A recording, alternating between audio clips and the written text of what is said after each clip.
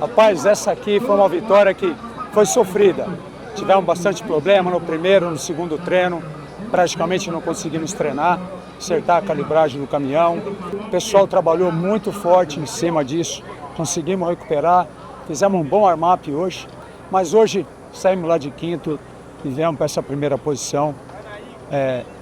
Dou essa vitória aos meninos que trabalharam muito até o último minuto aqui. E isso aqui vai para o meu pai. Há 5 anos atrás, a gente estava nesse mesmo autódromo, eu estava estreando. E hoje eu volto aqui e dou esse primeiro lugar para ele. Eu sei que lá de cima ele está olhando para a gente.